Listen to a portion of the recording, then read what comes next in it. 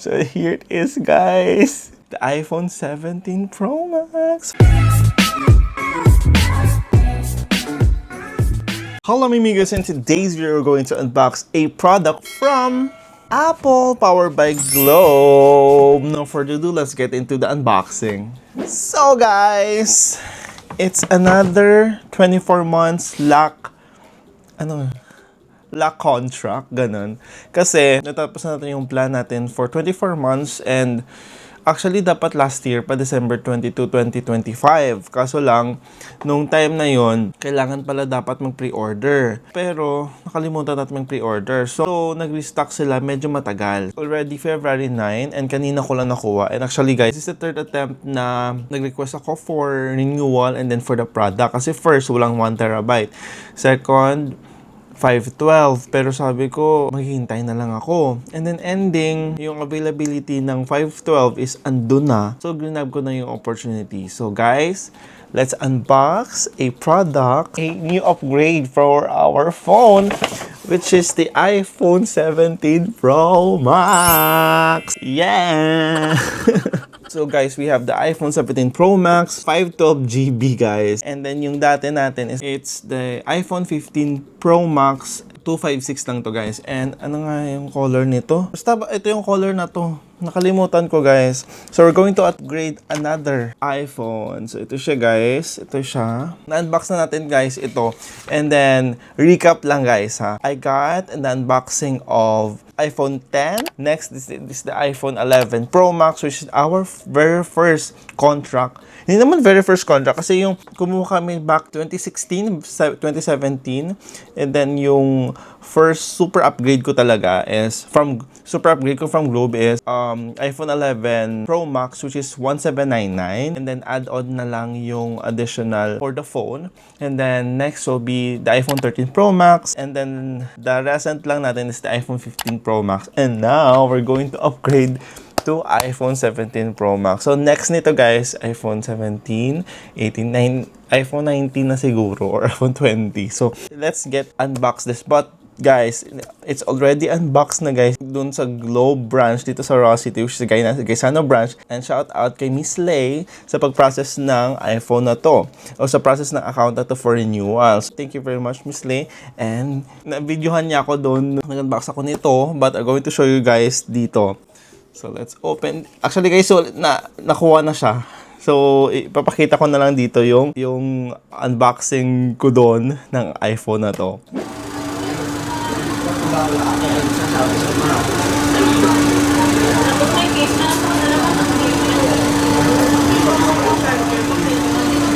Wow.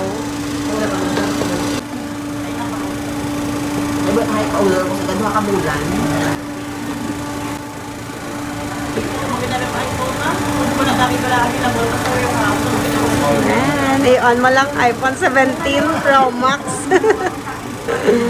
I-on lang sir. I-on. I-on to? Oo. Dire? Oo. Ituton ko lang? Oo. Luwari ba i-on? Oo, long press lang. Hello, wala na ako.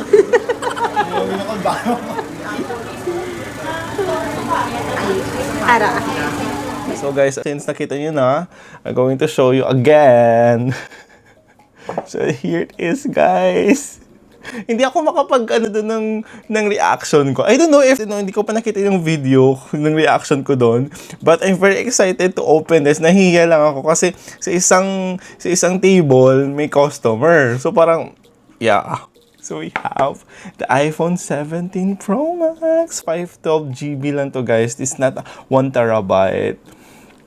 And take note guys, my sister also ordered this pero 1 terabyte. So sabi ko mag-orange na lang tayo kasi orange is kind of like Hermes vibe.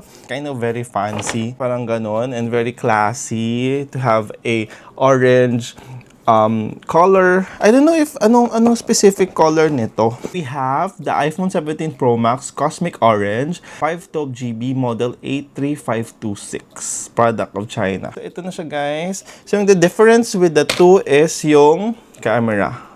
Ayan siya. Actually makikita din pala ito dito. Ayan. That's the difference. Ayan, yung difference niya is meron siyang ganito dito. Ito wala.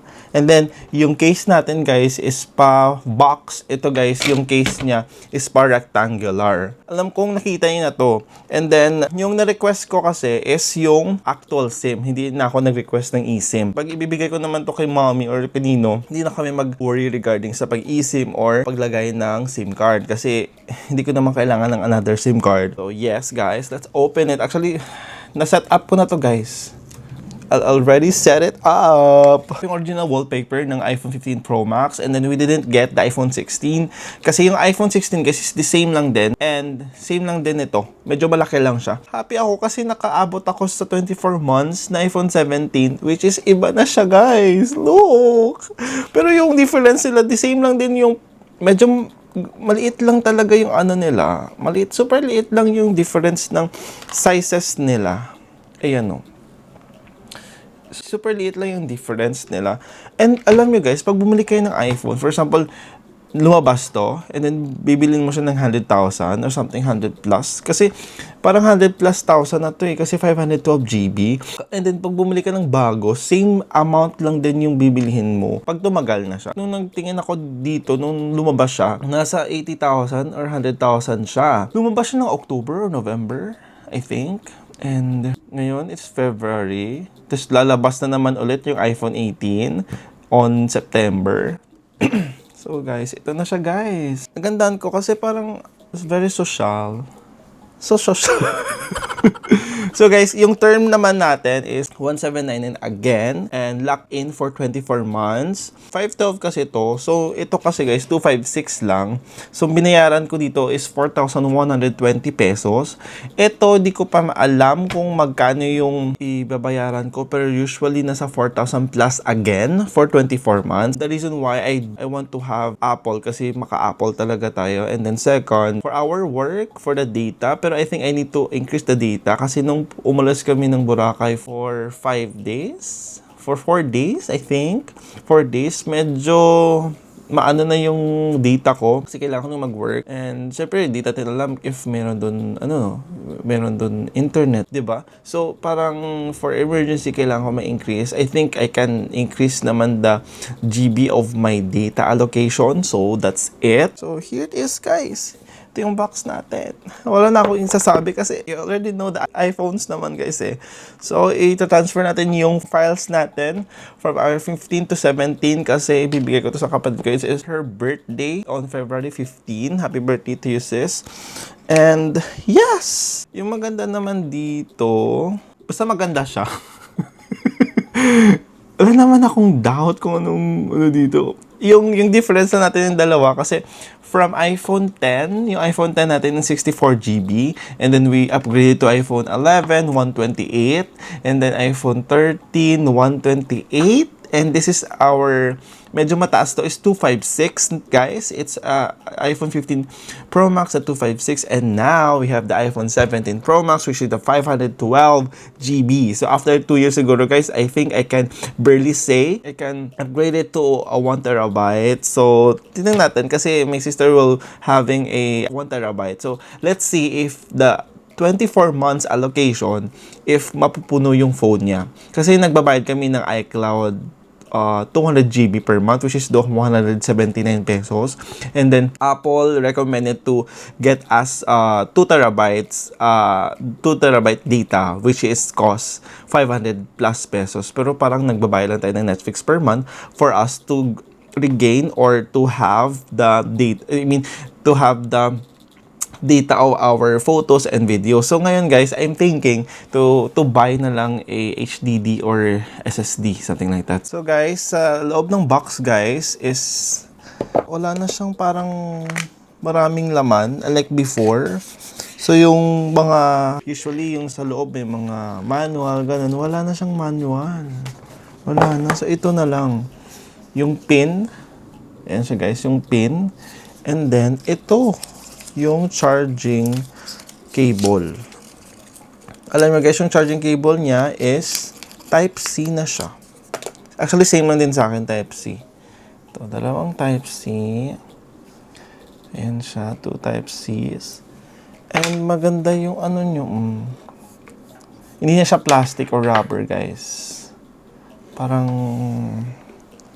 ewan ko, anong tawag dito. Kasama sa box is the iPhone 7 Pro Max and the USB-C charge cable. Yun lang. Wala siyang description sa cable kung anong klase. Ito yung sa camera. Pwede pala dito yung sa camera. And then, turn on and off button, up and down, and then the notification nasa taas. And yes, guys, that's all for today's video. Thank you very much for watching and see you on my next unboxing. Adios, mimikos. Peace out. Bye!